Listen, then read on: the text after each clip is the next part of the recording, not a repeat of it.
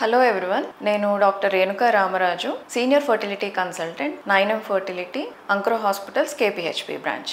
ఈరోజు మనం ఒక ఇంపార్టెంట్ టాపిక్ గురించి డిస్కస్ చేసుకుందాము. చాలా కామన్ టాపిక్, చాలా నెగ్లెక్టెడ్ అని కూడా చెప్పొచ్చు. అదే ఎండోమెట్రియోసిస్. సో ఎండోమెట్రియోసిస్ అంటే ఏంటి, దాని సిమ్టమ్స్ ఎలా ఉంటాయి, అది ఎలా కనుక్కోవాలి, ఎండోమెట్రియోసిస్ ఉన్న వాళ్ళు ఎలాంటి జాగ్రత్తలు తీసుకోవాలి, ఎలాంటి ట్రీట్మెంట్స్ తీసుకోవాలి అనేది డిస్కస్ చేసుకుందాం. సో ఎండోమెట్రియోసిస్ అంటే ఇది యూట్రస్, నార్మల్ ఎండోమెట్రియోసిస్ లేని వాళ్ళకి పీరియడ్ అయినప్పుడు ఈ యూట్రస్ లైనింగ్, ఇన్నర్ లైనింగ్ని ఎండోమెట్రియం అంటారు. అది పూర్తిగా బయటకి ఒక 3 to 4 డేస్లో అది షెడ్ అయిపోతుంది.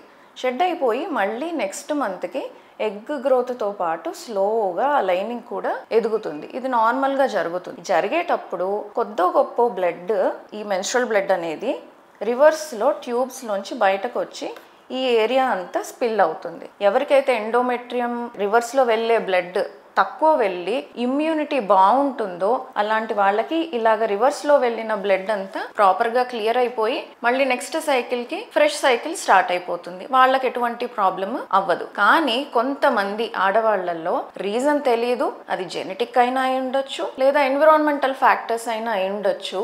ఈ మెన్స్ట్రువల్ బ్లీడింగ్ అనేది ఎక్కువ శాతము బ్లీడింగ్ బయటకి రాకుండా చాలా మటుకు రివర్స్లో ఫ్లో అవుతుంది. ఈ రివర్స్లో ఫ్లో అయినది అంతా స్పిల్ అయ్యి ఆ బ్లడ్ సరిగ్గా క్లియర్ కాదు. క్లియర్ కాకపోవడానికి మళ్ళీ ఇమ్యూనిటీలో ఏదన్నా ప్రాబ్లం ఉండొచ్చు. ఏదైతే ఇమ్యూనిటీ వల్ల మనకి బాడీలో బ్యాడ్ థింగ్స్ అన్ని క్లియర్ అవుతాయో అది సరిగ్గా లేక ఈ స్పిల్ అయిన బ్లడ్ అంతా అక్కడే ఉండిపోతుంది. ఈ టిష్యూ ఎక్కడైతే స్పిల్ అయిందో, అంటే యూట్రస్ పైన, ట్యూబ్స్ పైన, ఓవరీస్ పైన స్పిల్ అయిన టిష్యూ అంతా కూడాను అక్కడే సొంతంగా బ్లడ్ సప్లై ఎస్టాబ్లిష్ చేసుకొని అక్కడే పెరగడం స్టార్ట్ అవుతుంది. అది దానివల్ల ఏం ప్రాబ్లం అవుతుంది, ఈ ఎండోమెట్రియం ఇక్కడ పెరిగినది బయటకి రావడానికి దారి ఉంటుంది. ఇక్కడ ఫామ్ అయిన టిష్యూకి బయటకి దారి లేక అక్కడే బ్లీడ్ అవుతూ ఉంటుంది, అక్కడే పెరుగుతూ ఉంటుంది. రెగ్యులర్ హార్మోనల్ ఇన్ఫ్లుయెన్స్ వల్ల దీనివల్ల ఈ స్ట్రక్చర్స్ అంతా కూడా డ్యామేజ్ అవ్వటము, ఓవరీస్లో చాక్లెట్ సిస్ట్ అని ఫామ్ అవ్వటము, దీనివల్ల కొంచెము పీరియడ్స్లో ఇబ్బందులు రావటము, పిల్లలు కలగడానికి ఇబ్బందులు రావటం అనేది జరుగుతూ ఉంటుంది.